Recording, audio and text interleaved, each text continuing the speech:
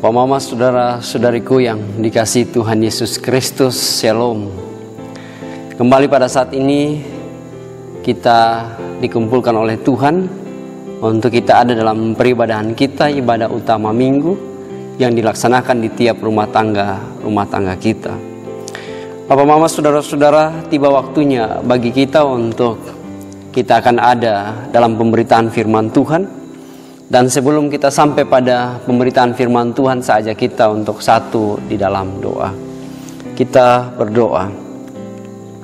Allah yang Maha Kuasa, Tuhan, dalam nama Yesus Kristus, kami menyampaikan rasa syukur kami untuk pemeliharaan-Mu bagi kami.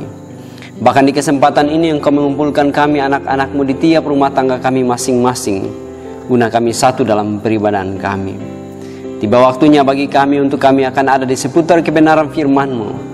Tuhan Allah, kami mohon kuduskan, berkati dan urapilah kami semua, supaya dengan demikian kebenaran firman-Mu yang akan kami baca, kami renungkan bersama, itu semua tidak lalu begitu saja, tapi terus ada dalam hati batin kami, dan kami dimampukan dalam kuasa Roh Kudus untuk melakukannya dalam hari-hari hidup kami.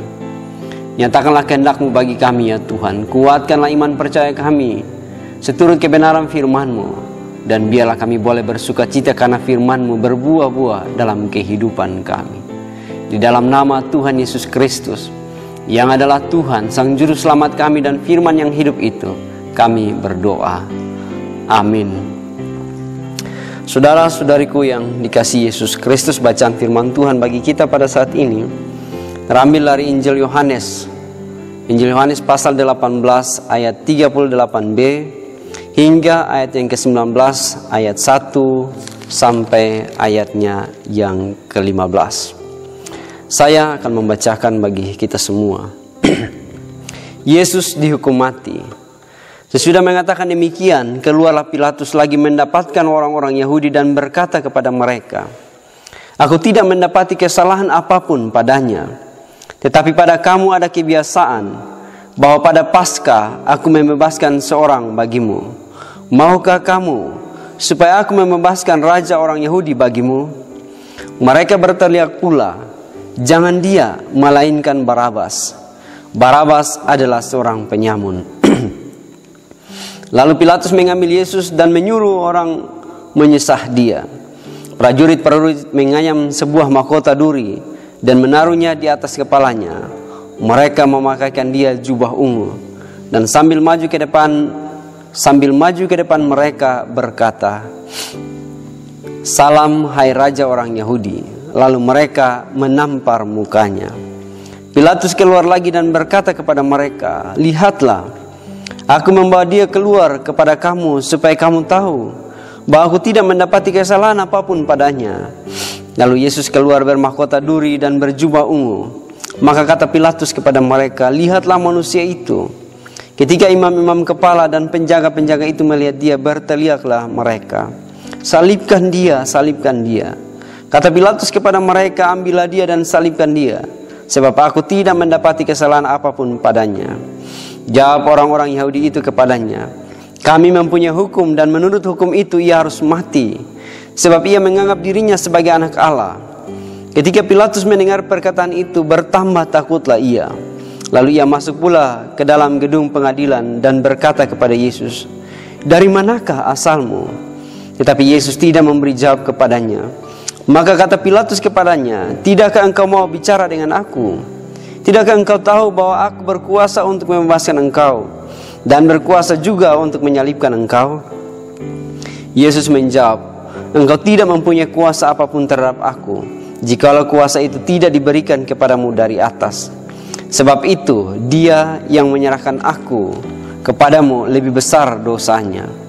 Sejak itu Pilatus berusaha membebaskan dia.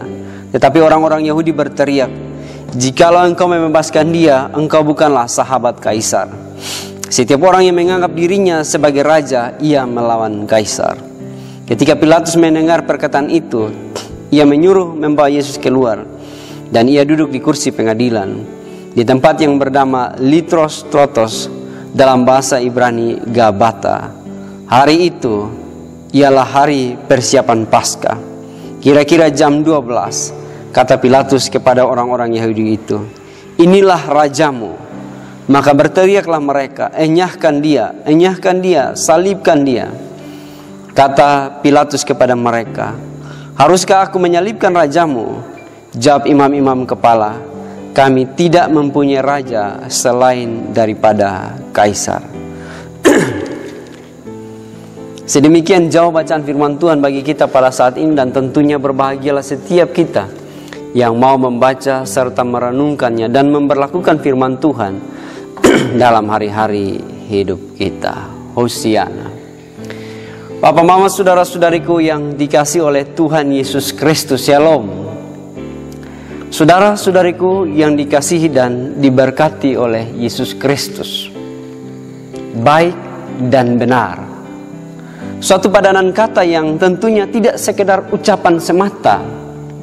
Baik dan benar, sekali lagi suatu padanan kata yang tidak sekedar merupakan ucapan semata, tapi baik dan benar itu seringkali ada dan terus ada dalam kehidupan kita, kehidupan saya, saudara-saudari sekalian. Bisa saja papa mama saudara-saudariku yang dikasihi diberkati oleh Tuhan Yesus Kristus, kita katakan bahwa baik itu sifatnya relatif. Tetapi yang pasti, yang namanya kebenaran itu bersifat pasti. Sekali lagi bisa saja kita katakan bahwa baik bersifat relatif, namun untuk kebenaran sifatnya pasti.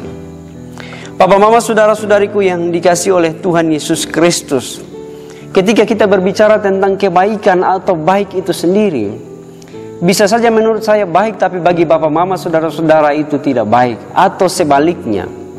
Tetapi ketika kita mengatakan atau berkata tentang kebenaran, maka otomatis kita diperhadapkan tentang segala sesuatu yang harus bisa kita buktikan sebagai yang pasti itu. Karena namanya kebenaran harus disertai dengan fakta atau bukti. Saudara-saudariku yang dikasihi oleh Tuhan Yesus Kristus, karena itu jika seorang berkata tentang kebenaran, maka tentunya harus disertai dengan bukti. Ketika seseorang berkata tentang kebenaran, maka tentunya itu bukan persoalan relatif semata. Itu bukan persoalan di sana benar, di sini benar, di sana salah dan sebagainya. Tapi ketika orang berkata tentang benar atau kebenaran, maka lagi-lagi harus disertai dengan bukti. Papa mama saudara-saudariku yang dikasihi oleh Tuhan Yesus Kristus, bagi saya ada satu kesulitan utama ketika setiap kita harus berkata benar, yaitu ketika kita ada dalam situasi yang buruk, situasi yang mencekam, situasi yang terasa sulit, dan seringkali membuat kita untuk kesulitan berkata, bahkan melakukan yang namanya kebenaran itu. Papa mama saudara-saudariku yang dikasihi oleh Yesus Kristus, tidak bisa kita pungkiri, untuk melakukan yang benar dan terasa sulit untuk kita lakukan oleh karena situasi yang begitu mencekam, oleh karena adanya tekanan-tekanan dalam hidup ini seringkali kita hadapi, dan lagi-lagi membuat kita untuk sulit melakukan yang namanya kebenaran itu. Kesaksian Injil Yohanes, papa mama saudara-saudaraku yang diberkati dikasihi oleh Tuhan Yesus Kristus, menyatakan kepada kita bahwa Pilatus orang yang baik. Pilatus seorang pemimpin, seorang wakil pemerintah di Romawi, seorang wakil pemerintah Romawi yang ada di Yerusalem pada masa Yesus hidup. Apa yang terjadi dalam kehidupannya? Pribadi yang baik itu, yang disegani oleh orang banyak, ternyata sulit untuk melakukan, bahkan berbuat yang benar. Sulit untuk melakukan atau mengambil keputusan yang benar. Karena apa? Karena rupa-rupanya kesaksian Injil Yohanes menyatakan bahwa ia ada dalam tekanan yang besar. Banyak orang menuntut untuk Yesus disalibkan. Banyak orang menuntut untuk Yesus harus dienyahkan. Banyak orang menuntut untuk Yesus harus dihukum mati. Bahkan lebih khusus lagi dalam kesaksian Injil Yohanes dinyatakan bahwa para imam-imam tua-tua orang Yahudi, kaum Yahudi pada saat itu menyatakan bahwa mereka tidak senang dengan keberadaan Yesus. Dan karena itu, papa mama saudara-saudariku yang dikasihi Yesus Kristus, Yesus dibawa ke pengadilan Pilatus. Pilatus harus menyatakan, bahkan memutuskan yang terbaik, bahkan yang benar. Tapi sayangnya papa mama saudara-saudara, pada saat itu dalam kesempatan indah yang diperoleh oleh Pilatus, Pilatus melakukan yang tidak benar. Memang ada alasannya, yaitu bahwa untuk kebaikan banyak orang. Pilatus sempat menenangkan situasi pada saat itu, dan itu dipahami sebagai sebuah kebaikan. Masyarakat Yahudi tidak kacau. Tapi justru yang terjadi selanjutnya adalah keputusan yang tidak benar dilakukan atau diambil oleh Pilatus. Papa mama saudara-saudariku yang dikasih oleh Tuhan Yesus Kristus, tuntutan kepada Pilatus adalah supaya Yesus dihukum mati. Dan itu keluar dari seruan-seruan umat Yahudi yang hidup pada saat itu, yang ada di pengadilan itu, bahkan dari imam-imam tua-tua orang Yahudi. Pilatus kesulitan untuk mengambil keputusan yang benar. Papa mama saudara-saudaraku yang dikasih oleh Yesus Kristus, pada akhirnya kesaksian Injil Yohanes bercerita atau berkisah bahwa Pilatus tunduk pada tuntutan-tuntutan imam-imam kepala tua-tua Yahudi, bahkan masyarakat Yahudi yang hidup pada saat itu. Dinyatakan kepada kita bahwa Pilatus membuat keputusan Yesus diberikan untuk dihukum mati. Saudara-saudariku yang dikasihi, diberkati oleh Tuhan Yesus Kristus, memang betul sekali ketika kita telusuri bacaan ini, kita akan mendapati bahwa kisah ini bercerita tentang seorang pribadi yang baik, dan untuk kebaikan ia berpikir keras supaya masyarakatnya tetap dalam kondisi damai sejahtera. Hanya lagi-lagi yang sangat disayangkan adalah ketika Pilatus mengambil keputusan yang tidak benar. Dia yang tak bersalah, Yesus yang tidak berdosa, Yesus yang bukan penjahat, justru pada akhirnya harus menerima hukuman mati dengan cara disalibkan. Keputusan itu ada di tangan Pilatus, dan akhirnya Pilatus pun memberikan keputusan itu. Papa mama saudara-saudariku yang dikasih oleh Yesus Kristus, peristiwa sejarah ini tidak akan pernah bisa dilupakan. Karena untuk sebuah kebaikan bersama, rupa-rupanya kebenaran itu diabaikan atau ditiadakan. Sekali lagi, meskipun untuk kebaikan bersama, tapi rupa-rupanya pengadilan itu tidak adil. Tidak adil oleh karena apa? Bukan kebenaran yang pada saat itu ditetapkan, tapi justru yang tidak benar.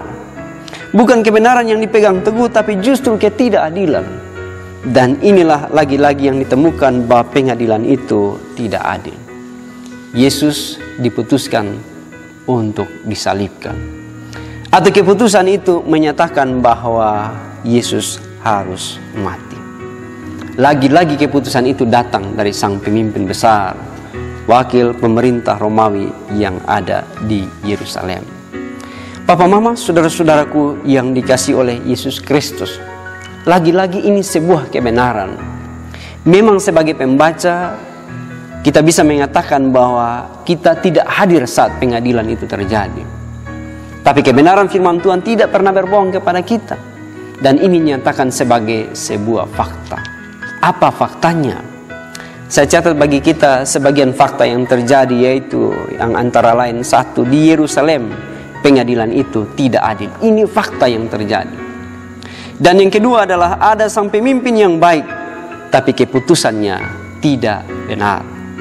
Dan yang ketiga adalah yang tidak bersalah akhirnya mati dari sebuah keputusan yang tidak bisa dibenarkan. Papa mama saudara-saudaraku yang dikasih Yesus Kristus, Injil Yohanes mencatat dengan baik fakta ini, bahwa Yesus mati karena dianggap sebagai penjahat, padahal dia bukan penjahat. Yesus mati karena dianggap sebagai orang yang berdosa. Karena peristiwa salib itu dianggap oleh masyarakat Yahudi sebagai kutukan bagi mereka-mereka yang sudah tidak mendapat ampun lagi. Mereka-mereka yang sangat jahat di dalam dunia. Yesus disejajarkan dengan dua penjahat itu. Papa mama saudara-saudaraku yang dikasih oleh Tuhan Yesus Kristus, bisa dibayangkan bagaimana pengadilan itu menyatakan bahwa yang sebenarnya harus benar justru disalahkan. Tapi yang sebenarnya harus disalahkan justru dibenarkan. Ini yang lagi-lagi dikatakan sebagai sebuah fakta di Yerusalem, bahwa adanya pengadilan yang tidak adil. Saudara-saudariku yang dikasihi, diberkati oleh Tuhan Yesus Kristus, apa yang disaksikan oleh Injil Yohanes merupakan cerita indah bagi setiap kita orang-orang percaya. Cerita indah yang di dalamnya berisi tentang fakta-fakta yang bisa kita refleksikan dari fakta-fakta tersebut. Apa yang bisa kita refleksikan dari sebuah fakta yang menyatakan bahwa di Yerusalem ada pengadilan yang tidak adil? Apa yang bisa kita refleksikan di mana yang terjadi dalam kesaksian Injil Yohanes menyatakan bahwa ada sang pemimpin yang baik dengan keputusan yang tidak benar? Apa yang bisa kita refleksikan juga ketika dinyatakan dalam Injil Yohanes bahwa yang tak bersalah akhirnya mati dari sebuah keputusan yang tidak bisa dibenarkan? Apa yang bisa kita refleksikan dari bacaan kita hari ini? Lebih khusus ketika kita ada di minggu sengsara yang terakhir, minggu sengsara yang ke-7. Papa mama saudara-saudaraku yang dikasih oleh Tuhan Yesus Kristus, tercatat ada 2 hal penting. Yang pertama yang bisa kita refleksikan adalah manusia bisa berbuat yang tidak benar dan tidak adil.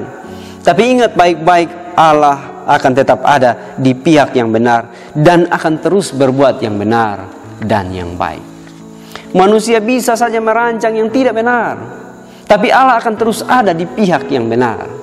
Sekali lagi, manusia bisa saja merancang yang tidak baik bahkan tidak benar, tapi Allah akan terus ada di pihak yang benar. Satu kekuatan yang indah yang kita dengar, yang tersirat dari bacaan ini, bahwa Allah tetap ada dalam kebenaran itu, dan hal itu ditunjukkan melalui pribadi Yesus Kristus.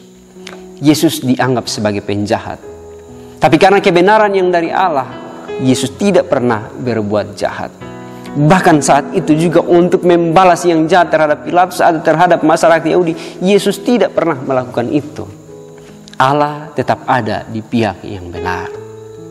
Papa mama saudara-saudariku yang dikasih oleh Tuhan Yesus Kristus, rupanya ada satu hal penting juga yang tersirat dalam bacaan kita di bagian yang pertama ini, yang mau menyatakan kepada kita bahwa untuk sebuah kebenaran memang butuh yang namanya pengorbanan. Untuk sebuah kebenaran butuh yang namanya butuh yang namanya pengorbanan. Dan itu dilakukan oleh Tuhan Yesus Kristus. Keberadaan dirinya pada saat itu meskipun dalam keadaan menderita, dalam keadaan sengsara, tapi ia tetap lagi-lagi melakukan yang benar di hadapan Allah. Tidak ada sungut-sungut, tidak ada perbantahan, atau mungkin membalas jahat dengan jahat.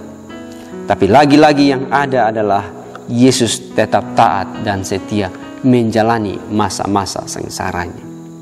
Papa mama saudara-saudaraku yang dikasih oleh Tuhan Yesus Kristus, pastinya kita temukan refleksi indah dari hal ini, bahwa ketika Allah mau menyatakan yang benar dan butuh pengorbanan itu, maka pribadi Yesus Kristus menjadi buktinya. Bahwa dengan demikian, apapun yang terjadi untuk soal penderitaan, kesengsaraan, untuk membawa kita pada sebuah kebenaran, maka itu semua tidak segampang membalik telapak tangan. Allah menginginkan kita untuk memahami bahwa memang untuk mendapatkan kebenaran butuh pengorbanan. Untuk dapatkan kebenaran atau sikap yang benar, banyak orang memang harus siap untuk berkorban. Dan Yesus buat itu. Marilah Papa Mama saudara-saudara kita ingat akan hal ini. Banyak hal-hal yang sulit yang terasa mencekam dalam kehidupan kita, tapi kita dituntut untuk tetap berbuat baik, bahkan lebih daripada itu berbuat benar. Meskipun lagi-lagi pengorbanan selalu ada di dalamnya.